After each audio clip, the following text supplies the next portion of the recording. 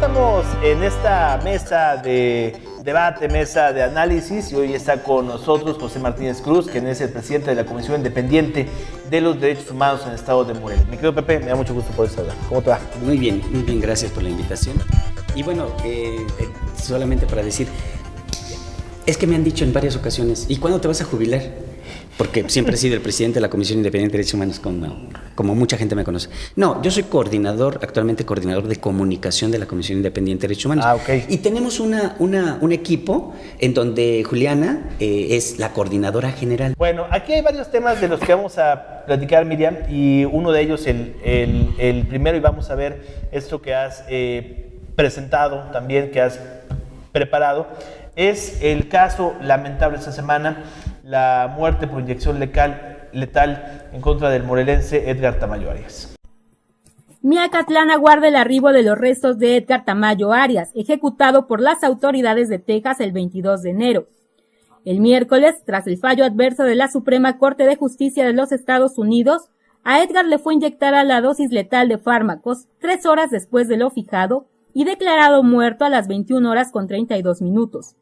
Así se cumplía la sentencia de pena capital por el homicidio del agente Goy Gadis, quien tenía 24 años al morir. Estaba recién casado y dejó a su esposa embarazada de una niña. En tanto, en Miacatlán, el caso de Edgar se siguió con atención por parte de la comunidad en general y particularmente por vecinos, amigos y familiares, que en el domicilio del profesor Héctor Tamayo y la señora Isabel Arias organizaron cadenas de oración que solo fueron suspendidas para recibir noticias sobre la evolución del caso. Tras conocerse el desenlace, los llantos y el desconsuelo se apoderaron por minutos de los ahí presentes. Sin embargo, la religión volvió a ser el pilar para resignarse y considerar que por fin Edgar era libre, por lo que las oraciones continuaron y la señora Enedina Arias pidió a los medios de comunicación respeto a la familia y no hacer más preguntas. Por su parte, el gobernador Graco Ramírez lamentó la ejecución por inyección letal de Edgar y al tiempo de enviar sus condolencias a la familia, reprobó que el sistema legal de Estados Unidos no obligue a sus estados a cumplir con los tratados internacionales, pero sí los utilice en defensa de los propios. La historia sobre la vida de Edgar Tamayo en prisión es confusa y se remonta a 1994, cuando Tamayo acudió a una boda en Houston y al salir alcoholizado decidió seguir bebiendo en un bar. Ahí conoció a otro mexicano, Jesús Mendoza, con quien departió y salió del negocio. En un momento, un ciudadano, William Volkers, habló a la policía y acusó a Mendoza y a Edgar de ser los autores de un robo. La policía envió una patrulla y los acusados fueron detenidos unas calles adelante por el policía Goy Gadis, quien los conduciría a la cárcel de San Jacinto. En el expediente del caso no queda claro lo que ocurrió y el estado de ebriedad en el que se encontraba Edgar complicó todo. Se establece que en el camino a la cárcel el policía se detuvo en una caseta telefónica para llamar a su comandancia y ratificar la detención de Tamayo. Al concluir, fue asesinado. La prueba de Harrison fue negativa en el caso de Tamayo, es decir, no tenía vestigios de pólvora en las manos. El arma empleada en el crimen también es un punto oscuro en la investigación, porque si el policía Gadis los había arrestado, resultaba ilógico que no les hubiese encontrado el arma en la revisión. Sin embargo, la culpabilidad de Tamayo se desprendió del testimonio de Jesús Mendoza, ese mexicano conocido ocasional quien negoció con el fiscal su imputación en contra de Tamayo, para atenuar su propia pena. Jesús nunca fue inculpado por el asesinato del policía Gadis, y el proceso que enfrentó fue solo por el asalto a William Volkers. Así, sin la asistencia consular, sin el respaldo de un abogado propio, Tamayo fue sentenciado por el crimen de Goy Gadis en noviembre de 1994. Desde esa fecha inició una larga serie de impugnaciones y peticiones por parte de Tamayo, apoyado por asociaciones civiles, para solicitar la revisión de su caso. El jueves, los familiares de Edgar realizaron una ceremonia funeraria privada en Houston y esperan concluir los trámites para trasladar el cadáver a Miacatlán. Para En Serio Noticias, informó Miriam Estrada. Me tienen cautivo siendo inocente. Sin tener delito, a mí me aplicaron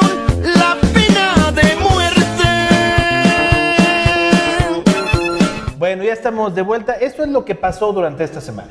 Lo que viviste, lo que platicaste, Miriam, con la gente de Miacatlán, con familiares de Edgar Tamayo. Un tema que hemos analizado mucho en esta mesa y bueno, y siempre llegamos a la conclusión primaria. ¿Cualquier ser humano tiene la facultad de quitarle la vida a otro ser humano? ¿Qué piensas? Bueno, al respecto creo que hay varios enfoques. El nuestro es el de los derechos humanos y hay un movimiento a nivel internacional en donde en la inmensa mayoría de los países, aproximadamente 150 países, ya no hay pena de muerte establecida en sus constituciones, sus códigos de procedimientos, sus códigos penales, no se aplica. En México hace años se eliminó de los procedimientos legales, de la Constitución, se eliminó del Código Penal, no se aplicaba muchos años antes, pero siempre había la posibilidad de que se reaplicara. Fue eliminado completamente de los procedimientos legales. ¿Por qué? Pero los civiles nada más, ¿no? No, todos. Porque no, en el castrense todavía por ahí hay alguna figura. La pena de muerte ya no se aplica en México. Ya no se aplica en México. Fue eliminado.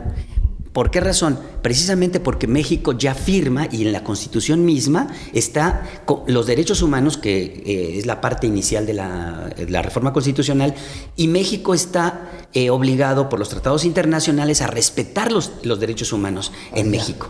Entonces, en ese sentido, forma parte de toda una tendencia a nivel mundial de exigir que haya una visión distinta de lo que significa combatir los crímenes, los que se cometen, por supuesto los delitos, en dos sentidos, ¿no? Por un lado, evitar la impunidad, y eso es una parte fundamental. De hecho, la visión de derechos humanos surge contra la política de la impunidad. Eso es lo primero, y por lo tanto sí está directamente ligado a las personas que sufren la violación de sus derechos, que sufren la pérdida de su vida o de sus bienes, etc. Y segundo, también tiene que ver con el tipo de medidas que se utilizan para disuadir, para sancionar, para corregir, para impedir que se sigan cometiendo. Por lo tanto, eso significa tener un enfoque integral de derechos humanos, ¿no? Entonces, por esa razón, hay que decir también de entrada otra cuestión. Hay algunos países que la aplican de manera puntual. Estados Unidos, Arabia Saudita, China, por ejemplo, son países que lo aplican en sus leyes, y en el caso de Estados Unidos, en varios de los estados de la Unión Americana, se aplica de manera regular. Aún cuando en Estados Unidos mismo hubo un periodo en los años 80 en que prácticamente se suspendieron todas las ejecuciones, y posteriormente con las nuevas administraciones, sobre todo del Bush, Reagan, etcétera, etcétera, se volvieron a generalizar, y sobre todo hemos documentado casos a través de organismos internacionales con los que tenemos vínculos, como Amnistía Internacional, Human Rights Watch, entre otros, donde muestran claramente a la mayoría de los que se aplica la pena de muerte en Estados Unidos son afrodescendientes, migrantes, pobres. Y ese es el problema. Ese es un tema, me parece muy importante, porque hemos criticado varias veces en este medio de comunicación el proceso jurídico que se llevó en contra de Edgar Tamayo Arias, que tiene muchas deficiencias, y hemos llegado al punto principal. Hay dos caras de la moneda. Una, la del héroe, el policía que fue muerto, y en la Unión Americana y en esa comunidad del estado de Texas se vuelve un héroe porque tiene un monumento, es un héroe en este lugar. Vaya, todos los uniformados que han muerto, y más después de la Segunda Guerra Mundial, pues Estados Unidos los vuelve héroes porque murieron por su país, ¿no? Porque son uniformados que mueren en su labor. En este caso, allá hay una justicia que se da en contra de un mexicano. Pero aquí podemos analizar, y hemos documentado, Miriam, se han documentado que no existieron los elementos necesarios para llevar a la pena de muerte a Edgar Tamayo. Pues fue precisamente los vacíos que se generaron en el proceso, como ya lo habían explicado tanto sus abogados como sus familiares, en cuanto a lo que ocurrió aquella noche del 31 de enero de 1994, en donde, de acuerdo con los relatos que se han obtenido y que se tienen también con base en el expediente, en donde Edgar, alcoholizado, esto también es importante señalarlo, que alcoholizado, tiene un amigo ocasional que conoce precisamente en esa noche, Jesús Jesús Mendoza. Y pues bueno, ocurre este homicidio que sus familiares han alegado que pues cómo ocurrió, pues quedó muy confuso. Él tenía las manos esposadas, él se supone que disparó aún con las manos esposadas en contra de este policía. Sin embargo, pues la principal imputación es la que hace precisamente Jesús Mendoza durante su declaración, ya con base en un acuerdo con la Fiscalía para que de esta forma pues disminuyera las imputaciones y solamente se le procesara por el delito de robo en contra de este ciudadano que había denunciado inicialmente el caso, y de esta forma pues libró estar enfrentando el juicio por homicidio. Todo lo demás, como ya mismo lo decía Edgar Tamayo, esta semana estuvieron difundiendo también esta entrevista que se le hizo en el año 2002, en donde él pues alegaba pues que la defensa de ese abogado pues no fue la mejor, el abogado que le dieron, y que en eso pues el mismo abogado se sorprendía cuando le decía pues es que las pruebas de radisonato de sodio salieron negativas. Él le decía no, pues sí encontraron algo de pólvora en la mano izquierda, y él explicaba pues como en la izquierda si yo soy derecho, ¿no?